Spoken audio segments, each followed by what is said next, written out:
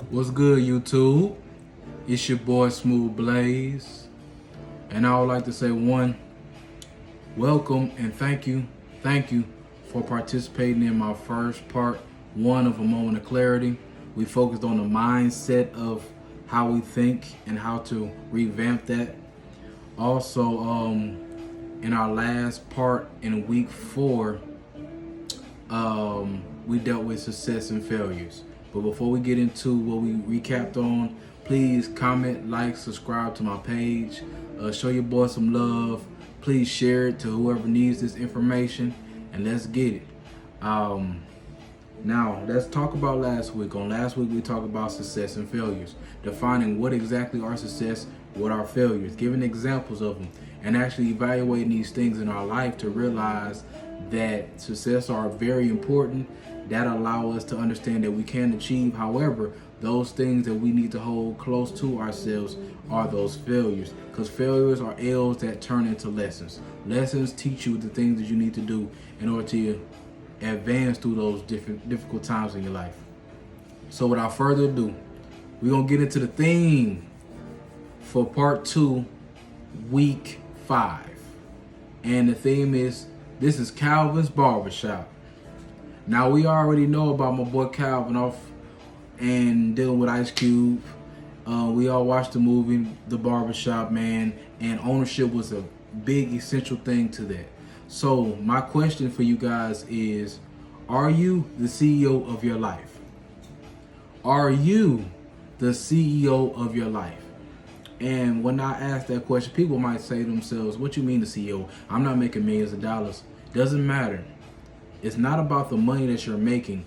It's about the money that you actually bringing in and the resource that you have that you use in order to make your life a little bit smoother and you can advance yourself. Because we control what comes in and what comes out of our lives. So bear with me. Now, before we get into the meat of it, let's talk and define what is a CEO. And I have a few definitions for you guys. All right. The first definition deals with a chief executive officer, the high-ranking person in the company or institution, ultimately responsible for making the managerial decisions. That's one. 2, the person who has the most authority in the organization or business. All right. The last but not least, we're dealing with the executive with the chief decision-making authority in an organization or business. All right. Now, the question we have to ask ourselves on a large or small scale is, what are some examples of our lives that we have dealing with being a CEO for us, for our own personal life? What thing are we responsible for in order for us to be self-approved, not necessarily by our peers, but by our interpersonal self? Now, let me give you a few examples of CEOs that we know about in modern day. Bill Gates, the owner of Microsoft. Jeff Bezos, the CEO owner of Amazon. Warren Buffett, Berkshire Hathaway owner, CEO. Mark Zuckerberg, Facebook. These are different examples. And one more, I'll give you one more, is Tim Cook, Apple. Now, what these guys have all in common is that they started off like us, having a dream, putting a vision in place, which translate into becoming their own CEO and being profitable. So we have to look at these things in life and say, look, I may not have the support, resources, or the influence that they have, but the things that I already have, how can I capitalize on that? What things can I do to become a better CEO for my life? Because as we look at COVID-19 and look at all these other pandemics that happen, we have to sit back and realize, like, man, how am I managing my life? How am I managing my life? Am I being a great CEO that takes care and cherishes each thing that I do? Or am I being a horrible CEO that's taking things into bankruptcy? Just think about those things. All right? Now, a question that we must ask ourselves is, what are you the CEO of in your life? It could be money. It could be an organization. It could be a department. It could be anything. What are you the CEO of?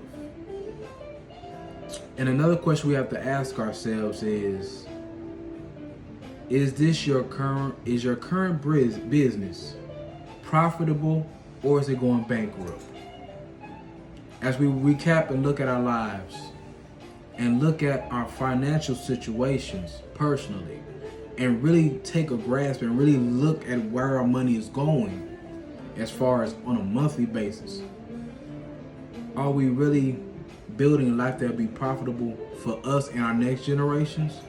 Or we are already just honestly destroying our lives and going bankrupt in that moment? We have to ask ourselves that, because we all go through stages in our life where we feel like, you know what, I made it, I'm doing my thing with the woo.